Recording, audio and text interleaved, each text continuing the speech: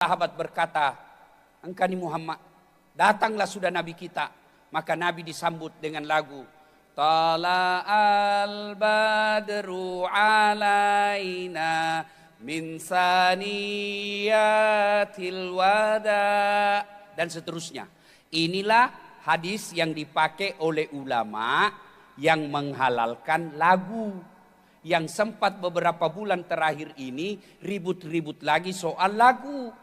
Adik-adik sekalian yang baru kau belajar agama satu buku, kalau ada yang bilang haram lagu, bolehlah kau berkata haram, tapi lihat dulu lagu yang bagaimana. Kalau lagu-lagu yang naskah-naskahnya, syair-syairnya mendekatkan kepada Allah, itu bukan haram. Contoh, lagu Nabi Rama. Mengapa mengapa minuman itu haram?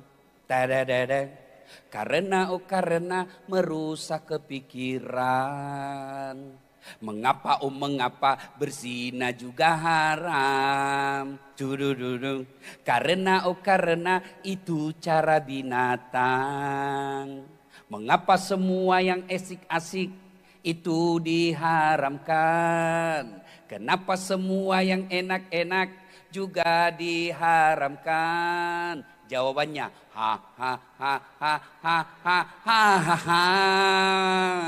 itulah perangkap setan, umpannya ialah bermacam-macam kesenangan. Itu halal. Kenapa? Ada dakwah di dalamnya. Kalau nasihat lagu-lagu pop, suamimu marah, ibu-ibu marah suamimu, kau balas jangan marah, kau peluk dari belakang sambil kau menyanyi. Insaflah wahai manusia, bila dirimu bernoda. Boleh, masa kata begitu haram? Yang haram itu kalau lagu-lagu yang naikkan syahwat, yang tidak masuk di akal, patolo-tolo. Assalamualaikum warahmatullahi wabarakatuh. Alhamdulillahi rabbil alamin. Wabihi nasta'inu ala umurid dunya waddin. Ashadu an la ilaha illallah wa ashadu anna muhammadan abduhu wa rasuluh. Allahumma salli ala Sayyidina Muhammad wa ala alihi wa sahbihi ajma'in. Amma ba'd. Faqad qala Allah subhanahu wa ta'ala fi kitabil karim. Bismillahirrahmanirrahim. Ya ayyuhalladzina amanu taqullaha haqqa tuqatih wa la tamutunna illa wa antum muslimun. Wahai orang-orang yang beriman, bertakwalah kalian kepada Allah dengan sebenar-benarnya takwa, dan janganlah kalian mati kecuali dalam keadaan beragama Islam. Wa qala idzan bismillahirrahmanirrahim. Ya ayyuhalladzina amanu dakhulu fis silmi kaffatan wa la tattabi'u khutuwatis syaitan innahu lakum adu mubin. Wahai orang-orang yang beriman, masuklah engkau ke dalam Islam secara sempurna, dan janganlah engkau ikuti langkah-langkah setan, karena sesungguhnya setan itu musuh yang nyata bagi kalian. Wa qala idzan bismillahirrahmanirrahim. Innallaha wa malaikatahu yusalluna 'alan nabi.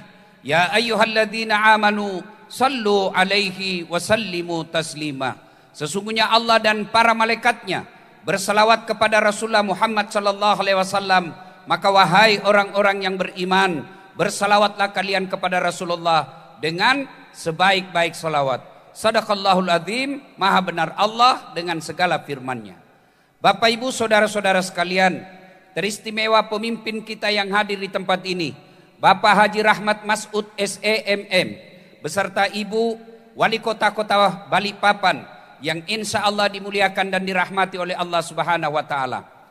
Juga kita muliakan para alim ulama, habaib, tokoh-tokoh agama yang hadir di tempat ini, yang kita harapkan selalu memberikan pencerahan kepada kita untuk kemaslahatan dunia dan keselamatan di akhirat.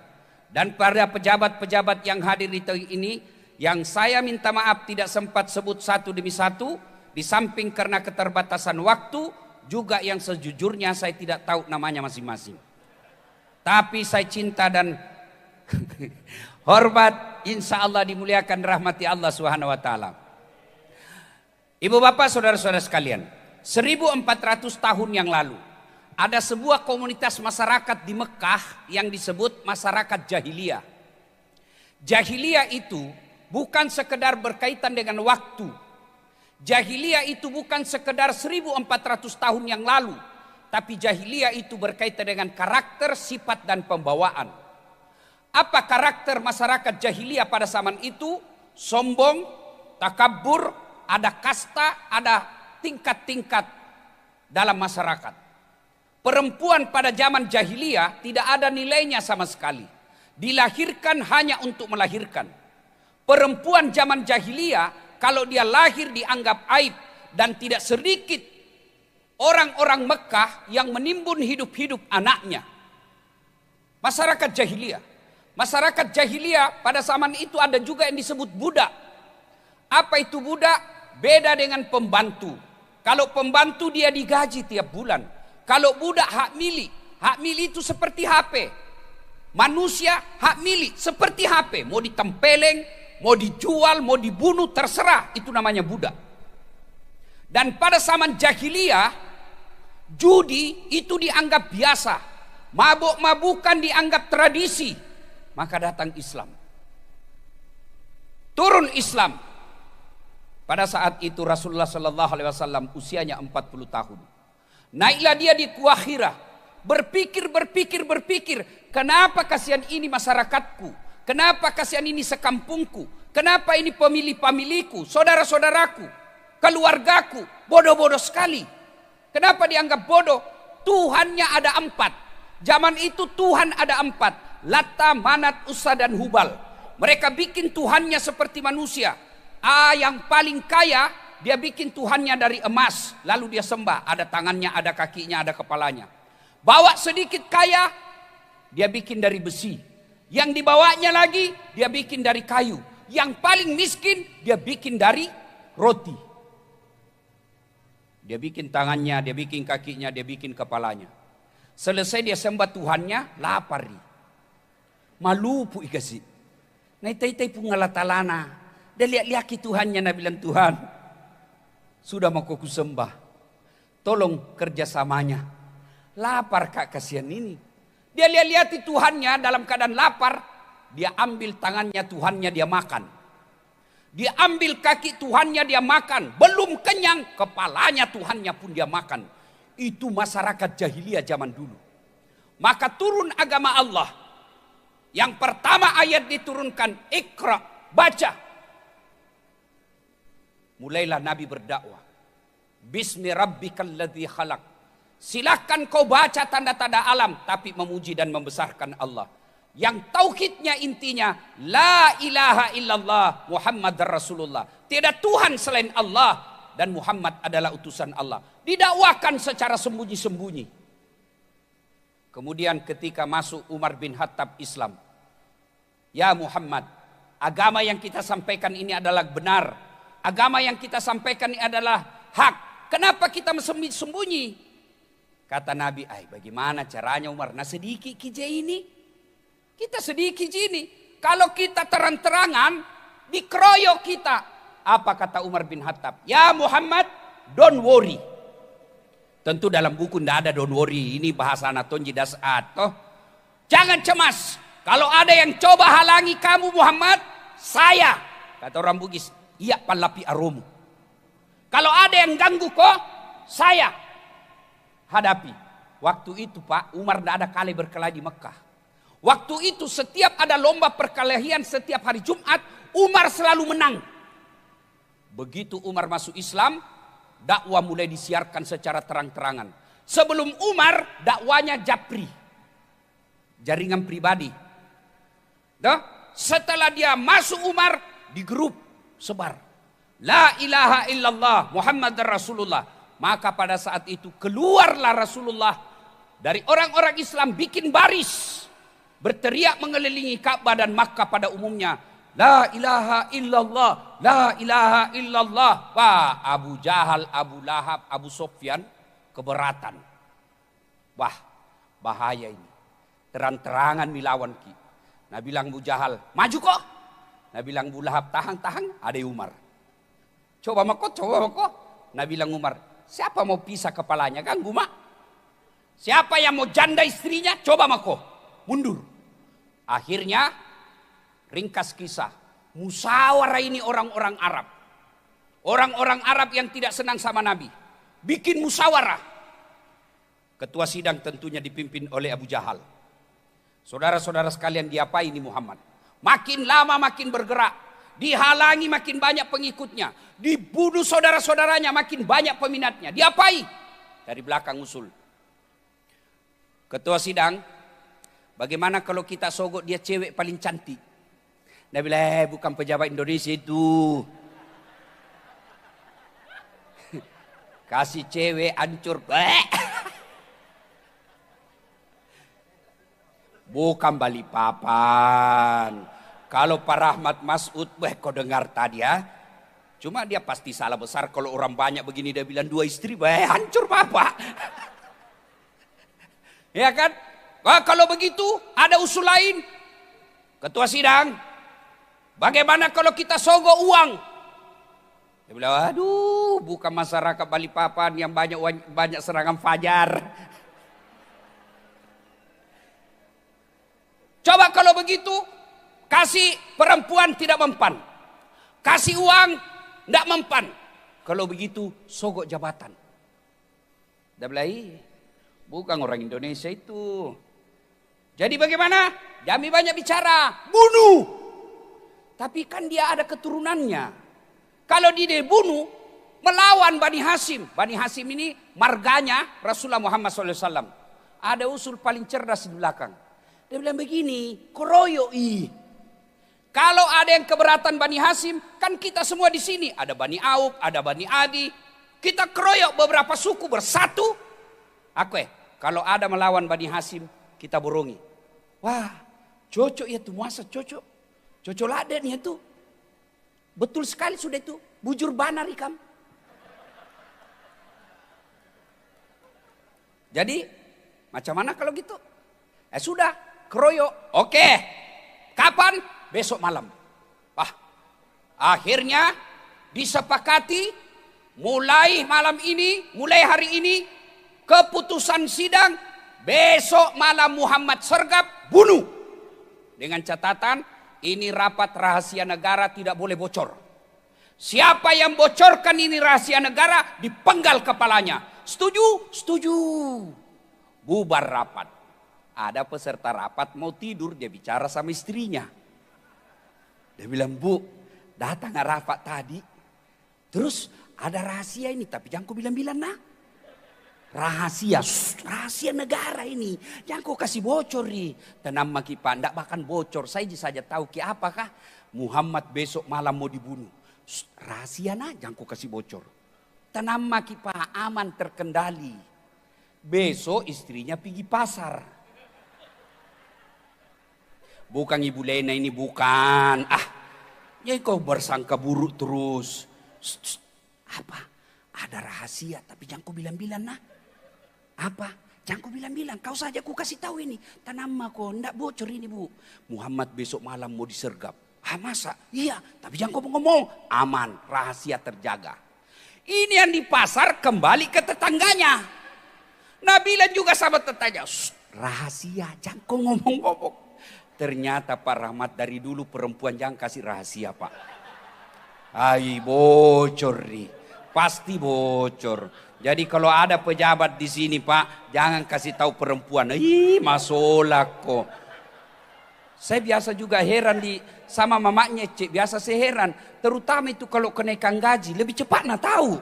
Saya dari mana bocor ini? Ternyata bendaharanya perempuan. Dan dia kerjasama sama Pak Cicil-Cicil. Ya, ibu-ibu. Tahu ndak? Itu Nabi bilang begini. Kalau perempuan mau gampang masuk surga, 2 rahasianya.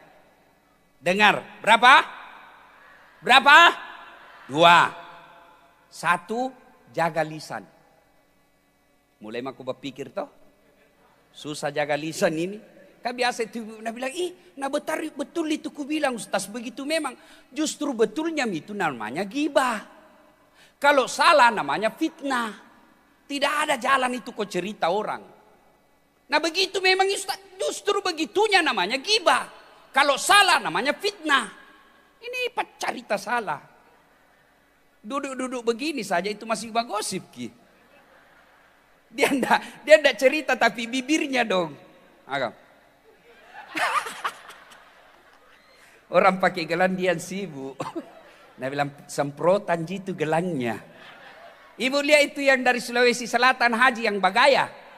Banyaknya mas, setelah diperiksa pajaknya nah bilang palsu ini pak. Kaya haji. Nah coba lihat tahu Ibu Lena banyak uangnya, ndak penampilan mewah. Ini namanya istri pejabat, tanpa rahmat saya. Ada juga dede banyak dawasnya baru nepin janji. Ya jangan jadi istri yang seperti itu. Satu, jaga lisan. Kalau orang datang ke rumahmu bawakan kau gosip, apa kau ucapkan? Na'udzubillah min zalik. Kita berlindung kepada Allah dari keburukan itu. Woi, itu ada anggota DPR kasihannya kenapa tidak terpilih lagi? Urusannya orang. Kok kira enak perasaannya dia tidak terpilih lagi? Lalu untuk apa kau cerita? Suaminya selingkuh. Memang ada perempuan yang senang suaminya selingkuh. Lalu untuk apa kau cerita?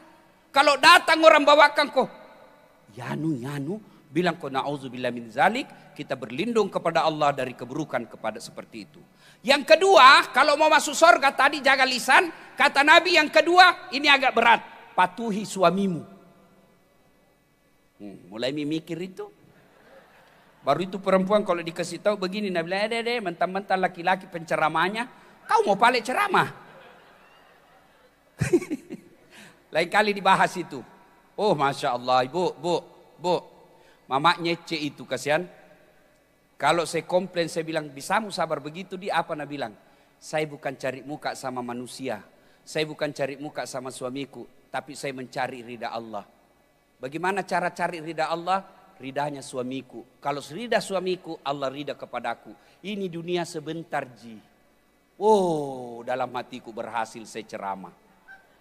Oh, mamanya cek itu bu, Masya Allah. Kalau mau kak keluar, nah bawakan itu koper ranselku. Biar jam 4 subuh, bangun itu kasihan. Udah bawa itu ransel. Saya bilang, jam aku bawa sayang, berat. Nah bilang tidak sebanding beratnya tanggung jawabnya Ustadz mau nafkahi kami. Sudah itu, saya naik mobil, duduk mobil. Dia tidak akan pernah tutup mobil sebelum dia cium tanganku dulu. Sudah itu nak cium lagi nih. Nak cium tangan. Ini agak lama. Ini kenapa? Nah istriku. Pernah aja kau cium begitu suami no? Susah kau masuk surga itu. Besok cium memang nih suamimu. Kalau boy pada, hei surga. Sudah itu bu. Cukup tidak? Nak usap dadaku. Baru dia bilang apa? Ustadz, ridhoi saya. Dia tidak akan pernah tutup pintu sebelum. Iya sayang, saya ridhai kau. Baru dia jalan, lalu ku lepas di kau pahlawan. Tambah-tambah gini, tambah-tambah. Coba ibu, kalau ibu lakukan ini, cari ridha Allah melalui ridhanya suami, ibu gampang masuk surga. Cuma masalahnya ibu lawan suami, tukang gosip, mau masuk surga. Kok kira ada urus kok di dalam? Ya, sudah. Maka pada saat itu mulailah Islam didakwahkan secara terang-terang. Bocor juga ini soal. Nabi tahu. Nabi dikepung rumahnya, tapi Nabi sudah tahu. Siapa yang beritahukan? Komandan intelnya malaikat, Jibril. Muhammad waspada, besok malam akan ada pengepungan. Siap, ganti korek di kopi 86. Udah. Ini tidak ada dalam buku ini 86. Ini kan susah ton ceramah kalau terlalu serius. Bapak tinggalkan saya. Dengar baik-baik ini ada umrohnya nanti nih 4 orang. Cuma saya selalu baca hadiah umroh, tidak pernah tahu saya diundang-undang. Undang juga saya Pak Wali pendamping, kasihan tuh. Masuk ini barak.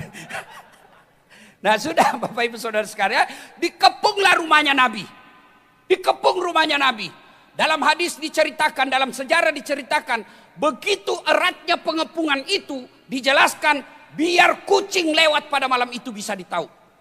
Tapi Allah perintahkan Nabi Muhammad, ya Muhammad, kau baca ini ayat. Ada yang tahu itu ayat? Ada yang tahu? Ada yang tahu ibu-ibu majelis taklim ayat apa yang dibaca Nabi? Ada? Ada, coba sebut. Apa? Bismillahirrahmanirrahim. Wa ja'alna min baini aydihim wa min halfihim fa'aghasaynahum. Kurang lebih Allah sampaikan di depan mereka, samping mereka, kiri kanan mereka ada seolah-olah ada dinding sehingga Muhammad lewat tidak ada yang melihatnya. Inilah ayat yang dia pakai mahasiswa kalau ada razia polisi lalu lintas. Wih, polisi lalu lintas, dia baca itu ayat. Jangan minta ini, lewat, itilang. Data ada baru Ustaz bohong-bohong. Kenapa aku bilang bohong? Saya baca ini ayat Ustaz, ditangkap kak. Kenapa kau ditangkap? Saya tidak pakai helm. Bukan ayat yang salah, kau yang beleng-beleng. Baru itu ayat, nah hafal juga itu Pak Polisi. Sekarang lebih canggih, nah pakai bapak-bapak kalau pulang tengah malam. Nah baca itu supaya tidak didapat sama istrinya. Baru istrinya sudah siap di pintu. Sudah lewatlah Nabi, tidak ada satupun yang melihatnya. Lewat Nabi sah. Begitu Abu Lahab tersadar, sergap rumahnya Nabi, dobrak pintunya, ternyata Nabi sudah tidak ada. Siapa yang di tempat tidurnya Nabi? Ali bin Abi Thalib. Dikasih bangun Ali bin Abi Thalib remaja waktu itu. Dicekek lehernya. Lalu Abu Jahal berkata, Aina Muhammad? Mana Muhammad? Dia bilang Ali, saya juga tidak tahu, orang baru bangun kau tanya-tanya. Mana Muhammad? Kau tidak ada, kau lihat tidak ada. Abu Jahal lalu keluar dari rumah Nabi. Dia datang ke pusat kota Mekah. Lalu dia bikin pengumuman. Saudara-saudara sekalian, siapa yang mendapati Muhammad dalam keadaan hidup atau mati, saya kasih hadiah 100 ekor onta betina. Karena zaman itu onta betina lebih mahal nilainya daripada onta laki-laki jantan. Siapa yang dapat Muhammad, saya kasih kau onta 100 ekor. Kira-kira kalau dirupiahkan sekarang sekitar 2,5 miliar. Siapa yang dapat Muhammad kepalanya hidup atau mati, saya kasih kau hadiah 2,5 miliar. Bertebaran para pencari jejak. Nabi lari meninggalkan Mekah bersama dengan Abu Bakar Siddiq. Dikejar. Masuk bersembunyi di Gua Hira, di Gua Zur. Di Gua Zur didapat gua itu. Didapat itu gua. Intip. Turun pertolongan Allah. Allah menurunkan pasukannya bukan burung ababil seperti waktu mau dihancurkan Ka'bah. Bukan malaikat Jibril. Apa yang Allah turunkan? Laba-laba. Tahu laba-laba, Dek? Tahu? Bahasa Parisnya spider. Iya. Paris itu Pare-Pare dan sekitarnya. Tuh. Laba-laba, garangkang. Dia bikin sarang. Adik-adik tahu sarang laba-laba? Pernah lihat sarang laba-laba? Ibu-ibu pernah lihat sarang laba-laba? Banyak di rumah tuh, karena malas dibersihkan. Sarang laba-laba. Begitu rapuh. Sarang laba-laba, ambil ballpoint, simpan di atasnya, pasti koyak. Tapi apa yang terjadi? Sarang laba-laba yang rapuh, sarang laba-laba yang gampang koyak mengalahkan para pasukan hebatnya Abu Jahal. Apa dia bilang? Abu Jahal, tidak mungkin ada manusia di dalam. Kalau ada manusia di dalam pasti robek ini sarang laba-laba. Begitu dia mau ngintip, Abu Bakar mau mina kencingi dirinya. Dia bilang, mati kita, mati maki kasihan. Didapak maki ini, didapak maki. Iruntudi. Tapi apa kata Nabi? Abu Bakar, la tahzan, innallaha ma'ana. Abu Bakar, jangan kau cemas, jangan kau khawatir, jangan kamu takut, Allah bersama kita. Turun lagi bantuan Allah. Apa bantuan Allah? Burung merpati. Dia keluar, begitu keluar Abu Lahab berkata, betul Abu Jahal. Tidak mungkin ada manusia kalau ada merpati mengeram di dalam. Keluar mereka. Dia bilang, "Ai, lapas Nabi Muhammad, lewat." Pergi 3 hari 3 malam di dalam Nabi bersembunyi. Pada saat Nabi bersembunyi, tidur pulas di atas pahanya Abu Bakar. Karena Nabi capek dikejar-kejar, tertidur. Dan begitu pulasnya tidurnya, dalam hadis dijelaskan, napasnya Nabi kedengaran keluar dari hidungnya, bukan dari mulut. Kalau keluar dari mulut namanya ngorok. Itu ngorok. Ibu ketawa berarti sudah bayangkan suaminya di samping. Tapi ini keluar dari hidungnya. Kira-kira seperti ini. Pulas sekali Nabi. Dalam keadaan Nabi pulas tidur, tiba-tiba Abu Bakar melihat ada kalajengking. Skorpion. Kalajengking. Keluar.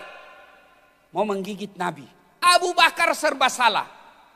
Dibangunkan Nabi, tidak enak. Beliau lagi pulas tidurnya. Tidak dibangunkan, digigit kalajengking. Pada saat keadaan genting itu, Abu Bakar mengambil keputusan yang sangat spektakuler. Apa? Dia masukkan jari-jari kakinya ke dalam sarang itu. Digigit laba-laba. Digigit sama kalajengking. Bahasa Bugisnya balipat tarutung.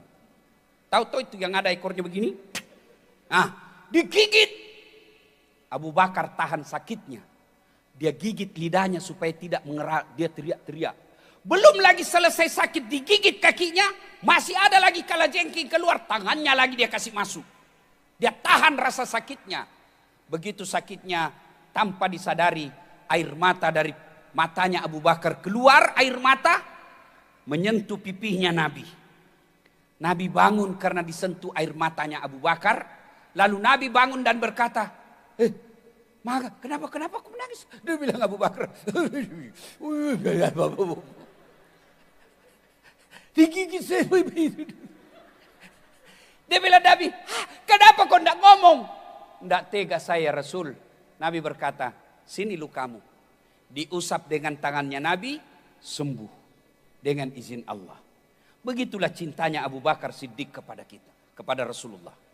3 hari bersembunyi. Setelah keadaan kemudian aman. Nabi yakin sudah aman. Nabi melanjutkan perjalanannya. Di Madinah. Perbatasan. Di Madinah. Sahabat pada cemas. Sahabat muda gelisah. Kenapa? Sudah berhari-hari Nabi belum sampai. Nabi ada yang berkata, sudah dibunuh Nabi ini. Kata yang lain, tidak, tunggu saja. Mereka cemas. Kenapa? Waktu itu belum ada alat telekomunikasi seperti sekarang. Kalau mogok jalan dari Balikpapan ke Samarinda, bosa di telepon teman. Kempes bam mobil. Tenang kok, habis bensin. Pada saat itu tidak ada. Semua sahabat cemas. Dalam keadaan menunggu dan cemas, sahabat satu naik ke atas pohon kurma. Tiba-tiba dari jauh kelihatan ada debu yang naik ke atas. Lalu sahabat berkata, engkau ni Muhammad, datanglah sudah Nabi kita. Maka Nabi disambut dengan lagu. Tala'al badru alaina min saniyatil wada. Dan seterusnya. Inilah hadis yang dipakai oleh ulama yang menghalalkan lagu. Yang sempat beberapa bulan terakhir ini ribut-ribut lagi soal lagu. Adik-adik sekalian yang baru kau belajar agama satu buku. Kalau ada yang bilang haram lagu, bolehlah kau berkata haram. Tapi lihat dulu lagu yang bagaimana. Kalau lagu-lagu yang naskah-naskahnya, syair-syairnya mendekatkan kepada Allah, itu bukan haram. Contoh, Laguna merama. Mengapa mengapa minuman itu haram? Tadadadad. Karena merusak kepikiran. Mengapa mengapa berzina juga haram? Dudududu. Karena itu cara binatang. Mengapa semua yang asik-asik itu diharamkan? Kenapa semua yang enak-enak juga diharamkan? Jawabannya ha ha ha ha ha ha ha ha ha. Itulah perangkap setan, umpannya ialah bermacam-macam kesenangan. Ha ha ha. Itu halal. Kenapa? Ada dakwah di dalamnya. Kalau nasihat-nasihat lagu-lagu pop, suamimu marah, ibu-ibu marah suamimu, kau balas jangan marah, kau peluk dari belakang sambil kau menyanyi. Insaflah wahai manusia, bila dirimu bernoda. Boleh, masa kata begitu haram? Yang haram itu kalau lagu-lagu yang naikkan syahwat, yang tidak masuk di akal, patolo-tolo. Cikampek, Tasik Malaya, aku capek gara-gara dia. Beleng-beleng. Apa itu? Cikampek. Apa kau dapat itu Cikampek? Jangan ketawa, saya serius ini. Ada Tom itu ibu-ibu PKK ini. Kalau satu, dua, bapak-bapak di belakang, tiga. Kalau begitu lagu-lagu begitu haram. Putar ke kiri nona, putarlah ke kiri ke sekarang kanan. Apa kau dapat itu kiri kanan?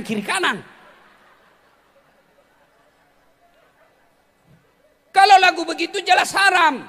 Tapi kalau lagu-lagu nasihat boleh. Mungkin Tuhan mulai bosan melihat tingkah kita yang selalu salah dan bangga dengan dosa-dosa. Itu boleh. Jadi adik-adik sekalian, kalau kau baru belajar agama, jangan kau berani menyalah-nyalahkan apalagi sampai mengkafir-kafirkan orang. Baru kau satu baca kau buku, kalau ada cerita haram ini, bilang kau saja, oh dia tidak tahu ini, dia tidak ikut perang Badar. Perang Badar itu kan disambut dengan lagu Tala al-Badru. Ya, nah sudah. Sampai Nabi. Ketika Nabi sampai, sahabat berlomba-lomba. Ya Rasulullah, kau tinggal di rumahku. Ada kamarku besar. Datang lagi yang satu. Ya Rasulullah, kamarku jauh lebih besar. Datang lagi, ya Rasulullah, tidak usah di kamar. Satu rumah kau tempati. Nabi katakan tidak. Begini saja. Tolong tunjukkan kami di mana pasar. Ini artinya dia tidak akan mengganggu pribumi, dia tidak akan mengganggu penduduk lokal, dia hanya datang untuk berusaha bekerja menghidupkan ekonomi. Rumah di mana? Baik. Kata Nabi, saya serahkan kepada ontaku. Di mana dia singgah, di situ saya tinggal. Jadi ibu bapak perlu tahu ini semua aksesorisnya Nabi itu ada namanya. Jadi keliru kalau ada orang berkata apa arti sebuah nama. Nama itu penting. Coba kalau disebut namanya. Siapa nama? Rahmat Mas'ud. Pasti orang Islam. Iya toh? Siapa namamu? Bertus Margarius Tinus. Pasti bukan orang Islam. Siapa namamu? Ambot Dalle. Tidak mungkin Jawa. Jenengi siapa mas? Ambot Dalle. Tidak mungkin. Boleh duit kerak-kerak mau balau barasasi sekoe. Iya toh. Itu nama. Sebut nama aja. Bisa ditahu. Iki siapa namanya? Margana Sunda. Margono Jawa. Ambok Dalle Bugis. Ya toh. Cingping Tong. Tionghoa. Jadi jangan bilang apa arti sebuah nama. Bayangkan kalau tidak ada nama pemilu caleg kemarin. Bagaimana itu caleg kodong kampanye? Pilih saya, siapa? Anu. Ya ibu bapak saudara-saudara sekalian, maka sampailah Nabi. Kemudian pada saat itu Nabi membuat masjid. Itulah Masjid Quba yang menurut informasi dari Nabi, orang yang wudhu dari hotel, lalu dia datang ke Masjid Quba, sholat dia 2 rakaat, sama hukumnya dia 1 kali umroh. Karena pada saat itu orang-orang di Quba merasa, di Madinah merasa, ya Rasulullah enak betul orang Mekah. Dia cuma keluar rumahnya, datang ambil miqat, tawaf, sa'i, selesai umroh. Kami orang Madinah jauh kasihan, 400 km lebih kan, jauh. Maka kata Nabi, tidak usah kau cemas. Siapa yang wudhu dulu dari rumahnya, karena sekarang kita kalau pergi tanah suci bukan rumah, tak hotel. Siapa yang wudhu dulu dari hotelnya, lalu dia datang ke Masjid Quba, dia sholat 2 rakaat, sama nilainya dia menunaikan sholat 1 kali, sama nilainya menunaikan 1 kali umroh. Kalau dia wudhu dari hotel, kalau dia wudhu di tempat wudhunya Masjid Quba, dia sholat sunnah biasa. Kita doakan yang hadir di malam ini bisa menunaikan ibadah umroh. Amin. Amin. Bersama Ustadz Dasat Latif. Masa kau tidak doakan saya bos? Nah, sampailah di situ, maka itulah sejarah kisah ringkas ini. Itulah awal yang dijadikan momentum menjadi tahun baru Islam yang kita kenal dengan tahun baru Hijriah. Sekarang cerita sudah selesai. Apa yang bisa kita amalkan?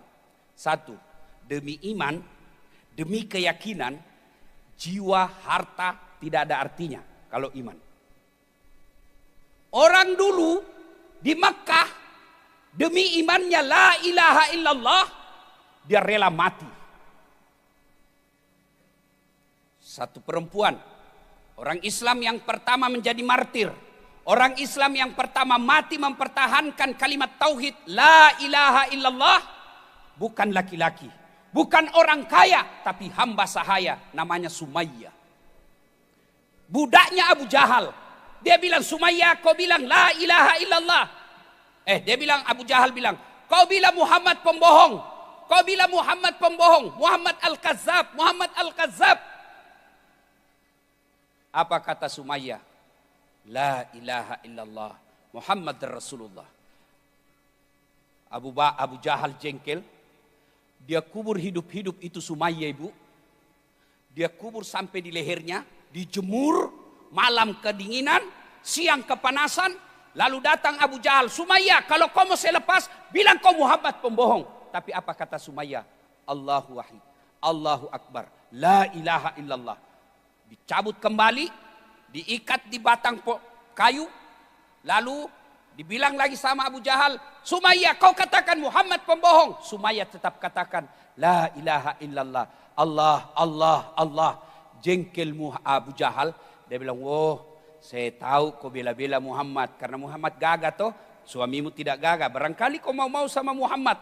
Jengkel Sumayyah, dia kumpul semua air liur yang ada di mulutnya, dia ludahi Sumayyah. Dia ludahi Abu Jahal. Mukamu tidak lebih kotor daripada kotoran yang keluar dari perutmu. Marah Abu Jahal diludahi mukanya, dia ambil tombak, dia gajang semuanya perutnya Sumayyah, wafat. Dialah manusia pertama yang mati mempertahankan la ilaha illallah. Ibu-ibu, jangan di sini. Jangan. Cukup pelihara sholatmu. Itu cintamu kalau kau hijrah. Yang lama ini malas sholat, kau sholat. Yang lama ini belum pakai jilbab, jaga jilbabmu. Yang selama ini pakai jilbab tapi masih sempit-sempit, tahun baru longgarkan jilbabmu. Yang selama ini masih milih-milih orang menikah mau dia cari kerja, mulai hari ini cari suami yang baik agamanya. Itulah hijrah. Adik-adik yang sudah punya kerja, kau takut menikah, tahun ini niat kau, Allah tolong kau.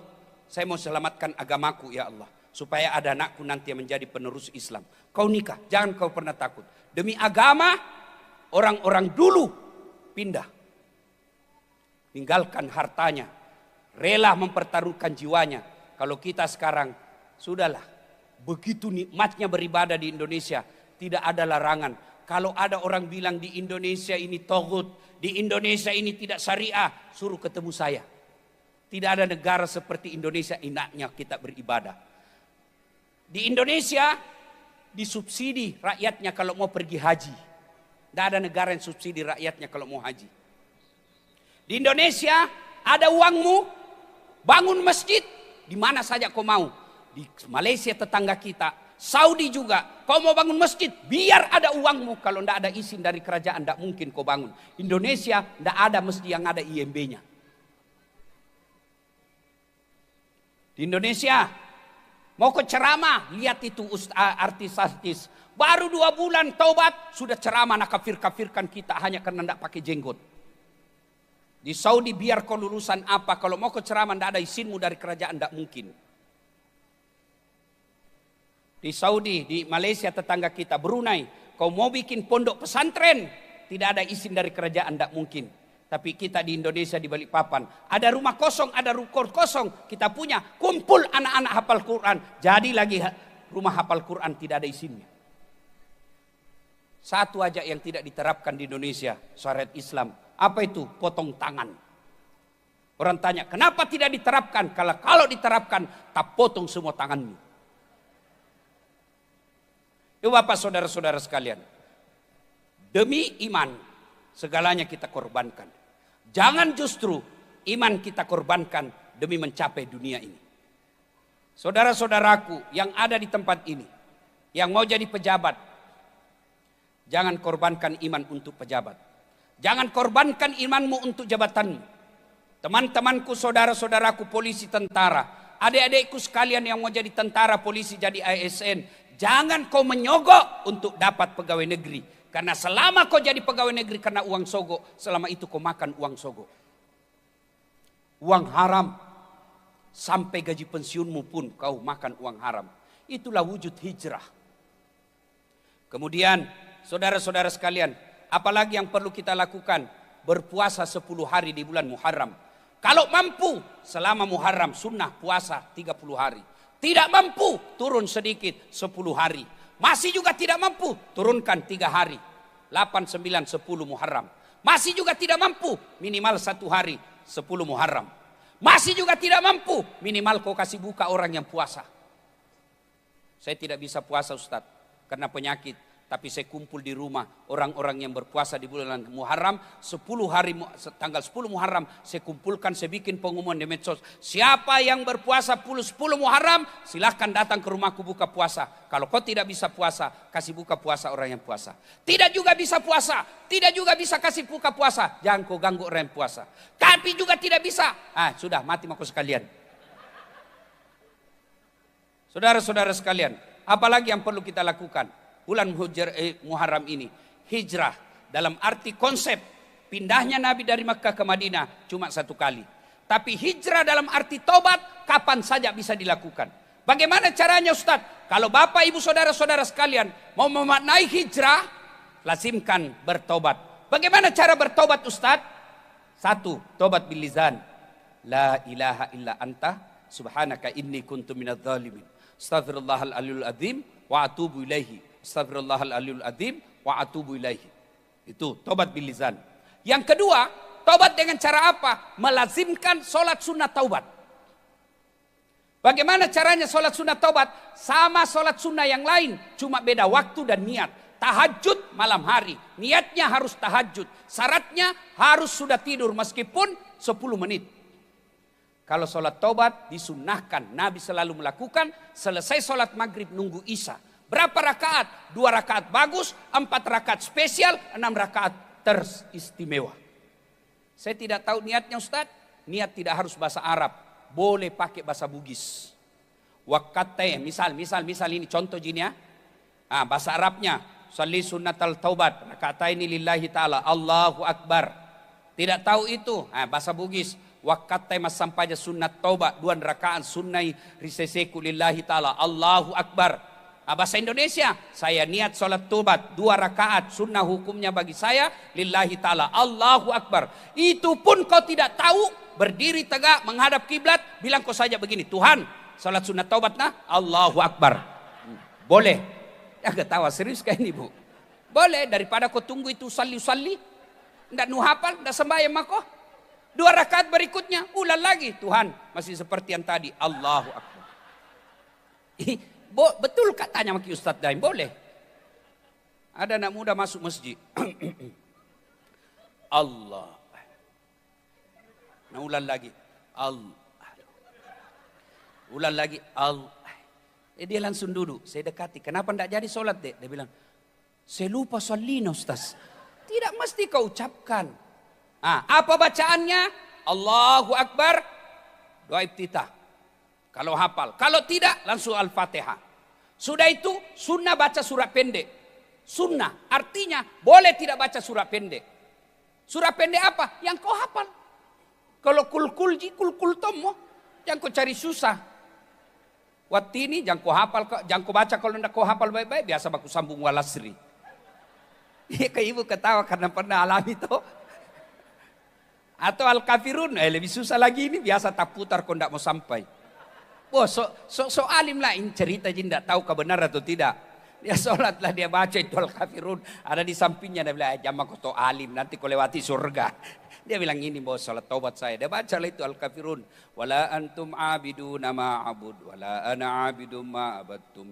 Wala antum abiduna ma'abud. Wala ana abidum ma'abud. Wala antum abid. Nabi lagi taman di sampingnya. Kenapa itu tak putar-putar. Langsung Nabi lagi ini juga aku pikir dia berhenti mak. Dia aku cari susah.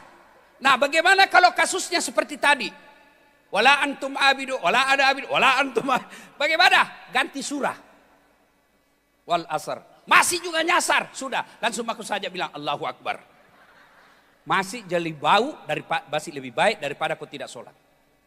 Nah kapan tobatnya Ustaz? Kapan tobatnya? Sujud terakhir. Dengan catatan mazhab Syafi'i jangan ucapkan. Imam Ahmad boleh ucapkan. Bagaimana Ustaz? Misal. Kau sujud mini, sujud terakhir nih. Taubat mako di situ. Ya Allah, ampuni dosaku ya Allah. Tadi di kantor wali kota saya hilap ya Allah. Saya pegang tangannya sekretarisku. Nah pegang kak juga Tuhan. Akhirnya kami baku pegang ya Allah. Ya Allah, saya hilap ya Allah sebagai hambamu yang daib. Gampang saya tergoda ya Allah. Ampuni saya Allah. Yang lebih penting ya Allah, berikan saya kemampuan tidak mengulangnya ya Allah. Itu yang lebih penting. Tidak mengulang. Karena kalau diulang itu namanya taubat ibu hamil. Pernah lihat orang ibu hamil melahirkan? Taubat itu. Taubat bapak dah bawa lagi sesak. Taubat bapak.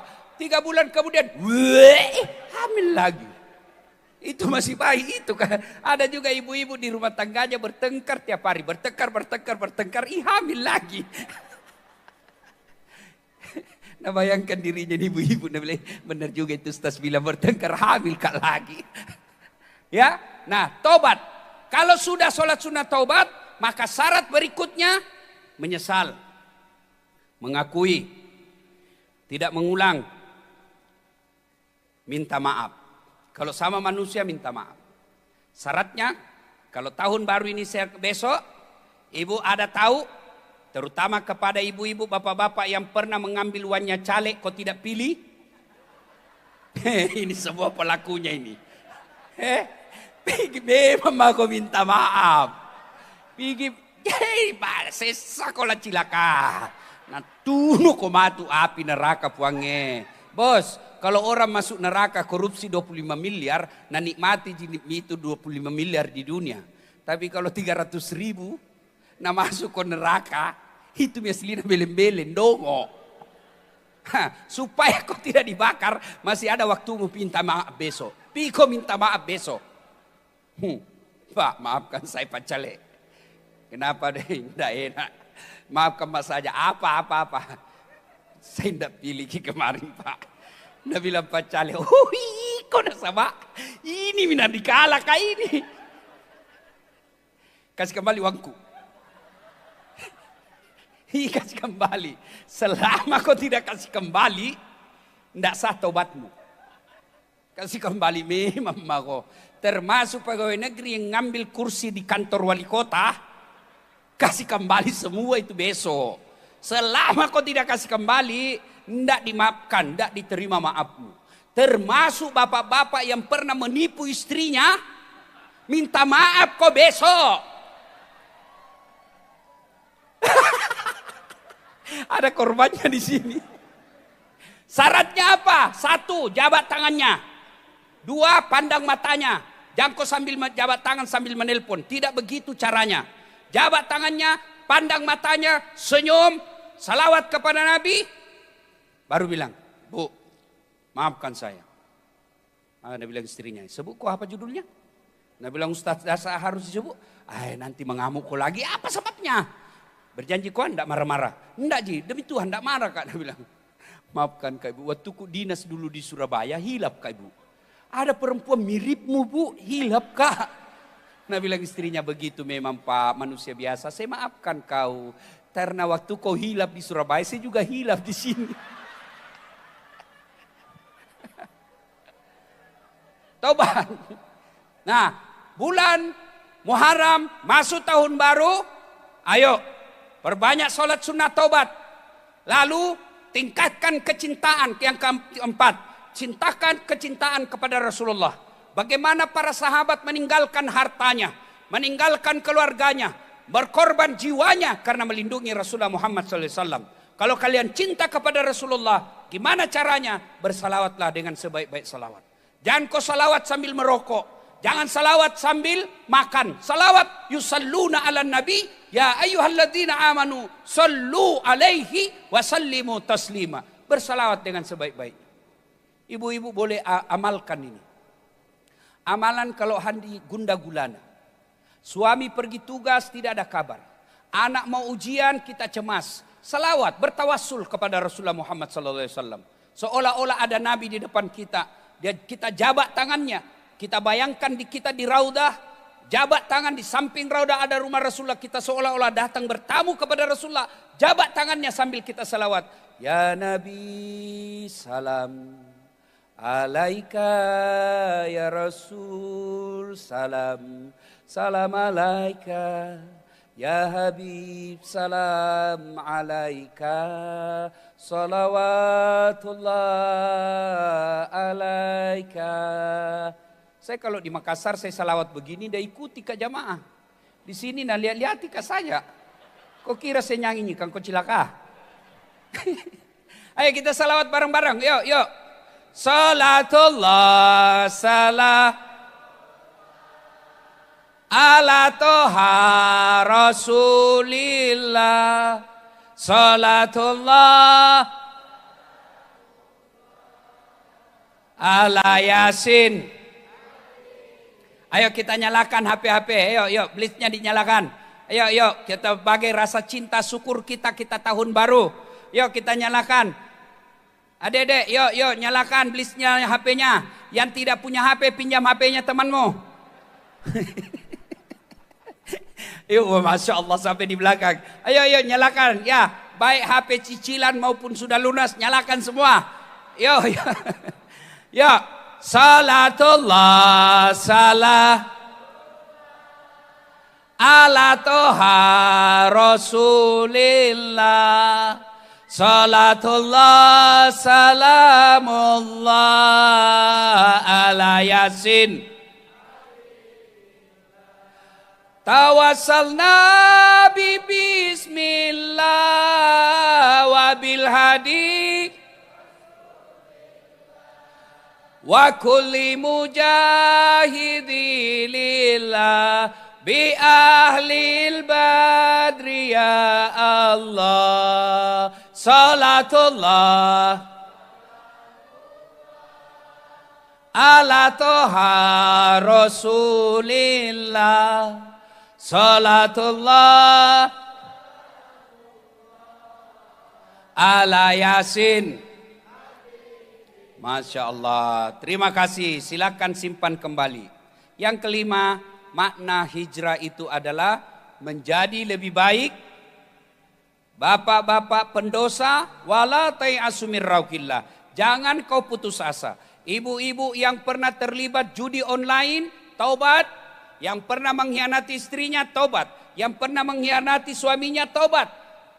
Datanglah anak muda mengadu kepada Nabi. Ya Rasulullah, saya pezina, saya pemabuk, saya pemaksiat. Kata Nabi, bertaubatlah anak muda. Tapi aku ulang lagi ya Rasul. Kata Nabi, taubat kau lagi. Ku ulang lagi ya Rasul, taubat kau lagi. Lalu anak muda berkata, ya Rasulullah, berarti banyak dosaku kalau begitu. Nabi menjawabnya, anak muda, dosamu banyak, ampunan Allah jauh lebih banyak. Dan hebatnya kalau kita bertobat kepada Allah, tidak ada tapi-tapinya. Tidak seperti tokoh-tokoh politik kita. Kalau dia bersangkutan berperkara dengan hukum, apa dia bilang? Ya, saya maafkan, tapi proses hukum harus tetap berjalan. Tidak memaafkan namanya itu. Dan orang yang pemaaf, Allah janjikan, innallaha, orang yang bertobat, innallaha yuhibbut tawwabina. Saya cinta kepada hambaku yang bertobat. Bapak ibu saudara-saudara sekalian, tidak ada artinya kita peringati tahun baru ini kalau tidak ada perubahan hidup dalam kehidupan kita. Berubahlah menjadi yang lebih baik. Yang tadinya sholatnya masih malas-malas, tahun baru ini kita tunaikan sholat kita 5 waktu. Yang sudah 5 waktu kita tunaikan tahun baru ini dengan berkualitas lebih baik, kita sholat berjamaah di masjid. Kita yang sudah sholat berjamaah di masjid, kita tingkatkan lagi kualitasnya dengan memperbanyak sholat-sholat sunnahnya. Adik-adik sekalian yang belum pakai jilbab, hijrahlah tahun ini dengan memakai jilbab. Kita yang sudah pakai jilbab, maka jilbab itulah hati kita menjadi perempuan yang rahmatan lil alamin. Para pejabat yang selama ini belum melayani masyarakat dengan sebaik-baiknya, bekerjalah dengan lillahi ta'ala. Supaya apa? Tiap bulan dapat gaji, tiap tahun dapat promosi jabatan, di akhirat juga dapat pahala. Karena melayani masyarakat itu adalah sebuah amal. Bahkan 7 golongan orang yang dilindungi di padang mahsyar kelak, tidak ada dalamnya ulama, tapi nomor satu di dalam 7 yang dilindungi itu adalah imamun adil, kapolres yang adil, dandim yang adil, wali kota yang adil, kapolri yang adil. Itulah semua yang mendapat jatah 7 golongan dilindungi di padang mahsyar. Jadilah pejabat yang baik. Rakyat yang selama ini masih suka memeras caleg dan calon kepala daerah, hijrahlah tahun ini. Tidak ada lagi memeras bagi calon kepala daerahnya. Pilihlah yang betul-betul engkau yakini baik. Dan salah satu calon kepala daerah dan kepala daerah yang baik selalu menghadirkan dakwah-dakwah seperti ini. Saya tahu Pak Rahmat Mas'ud jauh sebelum beliau jadi pejabat. Jauh sebelum saya jadi pejabat. Kira-kira 17 tahun yang lalu. Sebelum jadi pejabat, beliau memang cinta ulama. Dan setelah jadi pejabat sekarang pun tetap. Dan salah satu buktinya selalu menghadirkan tablik akbar. Alhamdulillah. Dan setiap tablik akbar seperti ini selalu ada hadiah umrohnya. Nah, untuk menutup ini saya juga mau kasih hadiah kepada Pak Rahmat Mas'ud. Hadiah saya ini tentu bukan, nah ini yang perlu saya jelaskan dulu. Apa bedanya sedekah dengan hadiah? Tentu 30 tahun, 40 tahun maki Islam kita tidak tahu bedakan apa sedekah dengan hadiah. Sedekah itu Pak Rahmat Mas'ud kasih saya namanya sedekah. Kalau saya kasih Rahmat Mas'ud namanya hadiah. Jelas ya? Yusuf Kalla kasih saya hadiah. Sedekah. Saya ke Yusuf Kalla hadiah. Saya memberi hadiah.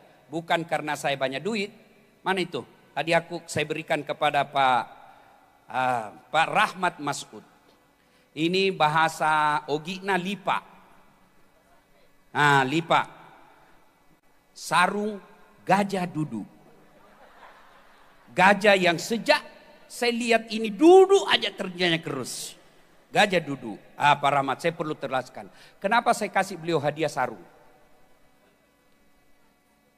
Satu, sarung itu menutup aurat. Dipakai ibadah. Jadi saya berharap Pak Wali Kota di periode kedua yang akan datang. Amin.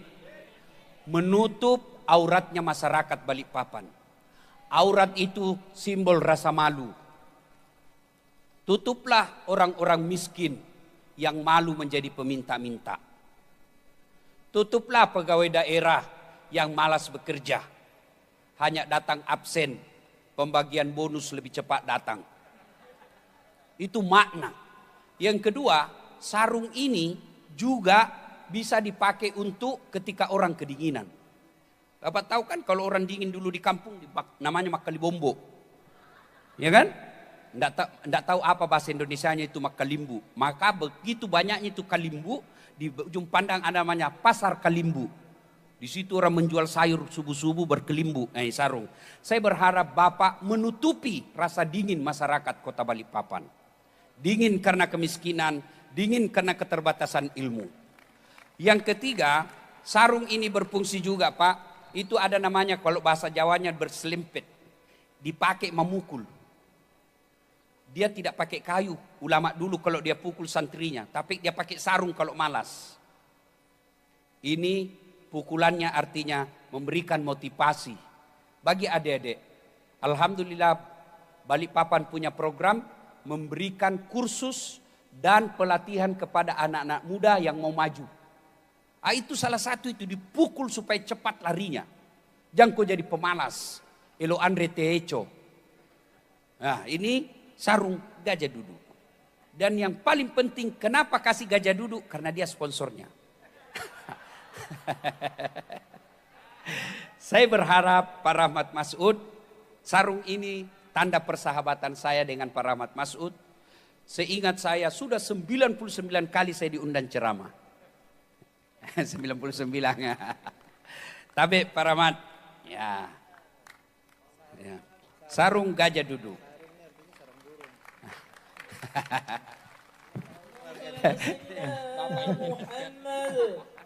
Sarung. Ya, jadi Bapak Ibu, ya mudah-mudahan ini berkah. Sarang burung, sarung, gajah duduk. Nah, gajah yang duduk terus. Terima kasih Pak Wali. Ya, sarang burung walet. Ya. Karena saya diminta untuk memberi hadiah, memberikan pertanyaan. Maka pertanyaan pertama, ibu-ibu dulu ya. Di atas baru dikasih pertanyaannya atau dia ditanya dulu? Oh, ditanya dulu. Yang di dalam besi atau di luar? Di luar. Ya, ibu-ibu dulu. Siapa di sini yang janda muda? Angkat tangan. Mana? Janda muda. Wih, bukan muda ibu. Janda muda itu 20 tahun. Ada. Sekarang makin banyak orang janda gara-gara judi online. Ya, ayo, siapa? Tidak ada yang mengaku. Kalau begitu siapa di sini janda tua?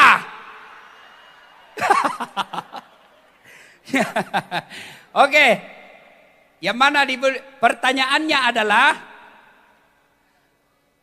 surah apa bunyi ayat yang dibaca Nabi sehingga Nabi keluar dari rumahnya tidak ada yang bisa melihatnya. Ayo. Mana? Yang di belakang. Mana di sini dari Karyango? Ada dari Karyango? Mana? Mana panitia yang mana? Panitia. Ayo yang di belakang. Ya, itu. Ya, itu. Itu. Yang baju warna apa, Ustaz? Hah? Baju warna apa? Warna putih. Oh, yang putih di tengah, jilbab coklat atau jilbab putih? Jilbab merah itu kayaknya. Putih. Oh, jilbab putih, baju hitam, jilbab putih. Melati. Ya, itu Mbak aja. Ya, yang jilbab putih. Yang di belakang. Jilbab putih, baju putih, dalaman hitam. Ya, betul. Nah, jawab. Ada mic di sana. Tidak usah ke sini, jauh sekali. Ya. Ibu. Oke. Itu nyala. Itu kok nyala. Malah satu anggota IRO. Tes. Ya, itu. Ya, masuk. Ya, tes. Boleh silakan. Passwordnya sebelum saya tanya, siapa namanya istrinya wali kota Balikpapan? Batal mangku itu kau tidak tahu ki? Oi, cepat. Ya. Ibu Nurlena. Serak. Cocok Ibu Hajah Nurlena. Cocok mi. Ibu Hajah Nurlena. Iya. Ibu dari mana? Saya sih sebenarnya asli dari Kota Baru. Waduh. Cuman baru 2 minggu saya di Balikpapan. Oh berarti kalau begitu hadiahnya nanti saya kasih sarung saja Bu. Karena ini Saya untuk maunya umroh, Pak Ustadz. ini untuk warga Balikpapan Ibu. Supaya Ibu tidak Pak, sebentar Pak. Ya. Saya memang baru 2 minggu, tapi saya menetap di sini karena saya pindah. Ya KTP sudah ada KTP Balikpapan? Oh, belum Mbak. Oh belum. Itu namanya PLTU. Pada laut tak pada upe. Lanjut. Ibu nanti datang ke sini saya kasih hadiah foto bareng wali kota dan Dasat Latif. Saya kasih juga hadiah sarung. Oke? Ganti. Terima kasih Pak. Mana dia? Baju hitam. Di tengah ini. Ya itu yang mat dada. Ya, menreno siga ko. Bujur. Ikam sudah. Kada salah itu. Iya. Ikon Sebelahnya itu. Ya, di belakangnya ibu, ya. ibu di belakangnya ibu jilbab Cepatin abu-abu. Bukan ibu jilbab ya. Yang ada ini. Ya, betul. Ini ibu atau anak darah?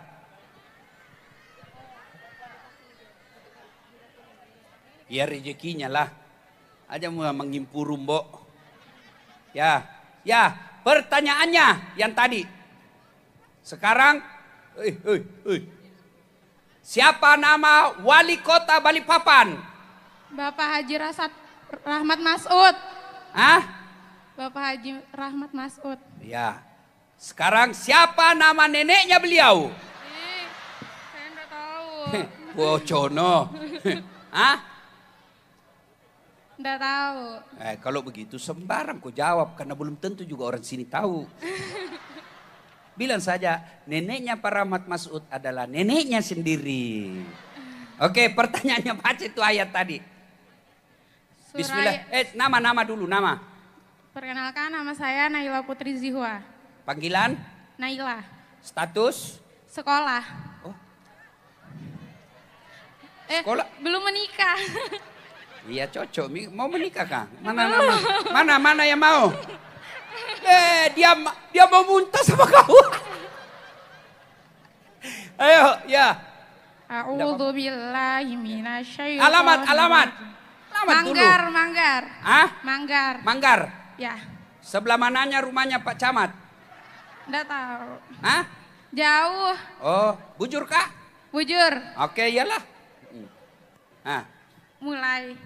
Bismillah. A'udzu billahi minasyaitonir rajim.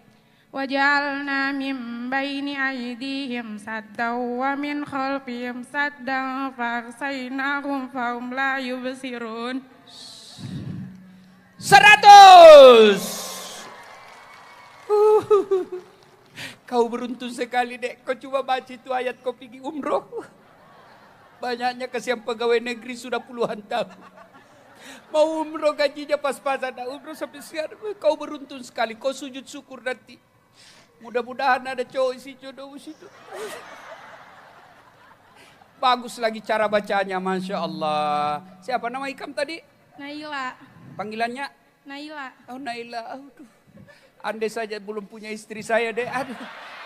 Sayang sekali ya. Sudah. Cemurumu cowok. Jadi tongko ustaz. Sudah follow saya di IG? Belum. Wah. Follow saya ya, mulai sekarang follow. Ya, nanti saya follow. Dasat Latif 1212. Ya. Jangan lupa like and share. Oke, naik ke sini deh. Ya, sini. Nanti Ibu Lena yang kasih hadiah, jangan saya. Satu lagi, ibu-ibu. Ya, paling belakang. Ya, mana panitianya? Paling belakang. Siapa di sini yang di belakang yang dari Karyango paling jauh?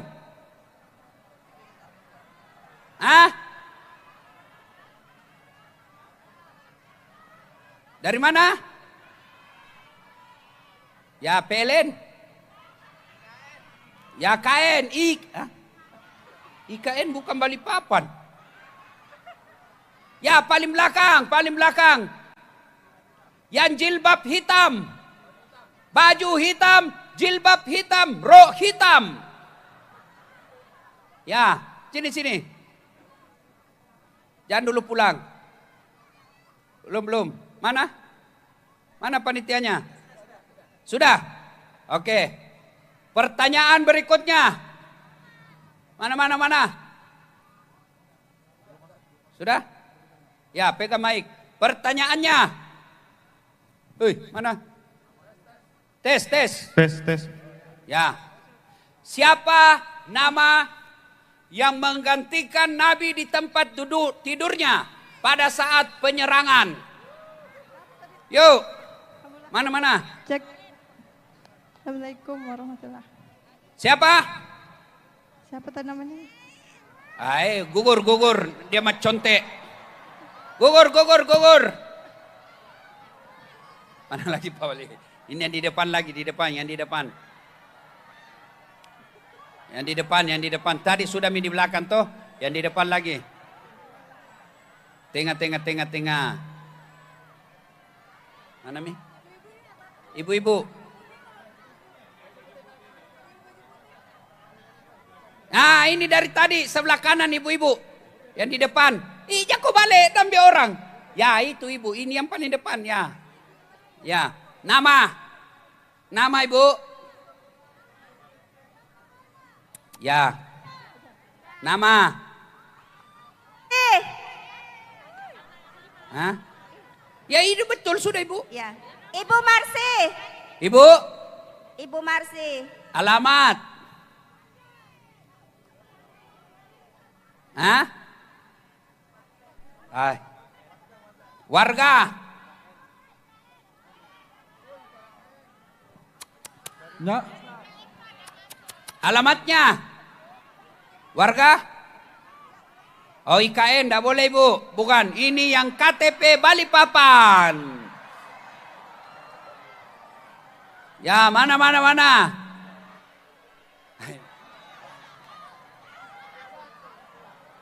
Yang tua. Mana? Hah? Jilbab kuning. Oke. Ibu berapa umur? Ya lompat. 60. Di mana tinggal ibu? Muara Rapak. Gedung Gunung Pipa. Muara Rapak. Nah, pertanyaannya, jawab, Bu. Siapa nama sahabat Nabi yang menggantikan tadi, Bu?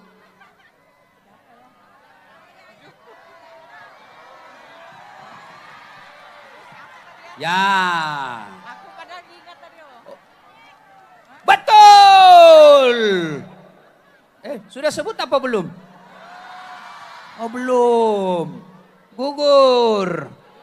Ganti. Abu Bakar. Tania dan Lek Abu Nero. Bakar, Ustaz. Ya, Abu Bakar. Betul salahnya. Itu sana itu yang kudung pink, yang gendong anaknya. Ya iya ibu, ya itu yang gendong anaknya. Yang gendong anaknya baju merah. Ya, itu yang ada anaknya baju merah. Ya, pasti ini perjuangannya luar biasa. Bawa anak kesian. Ya, ibu warga Samarinda. Dari? Perapatan. Dari Perapatan, Pak. Ya. Di Balikpapan. Jenenge siapa? Kusnawati. Oke. Umur pire? Oh piro? Enje. 4. 34. 34 bujure nek. Oke, pertanyaannya sebutkan sahabat Nabi yang di dalam gua bersama Rasulullah. Abu Bakar. Betul.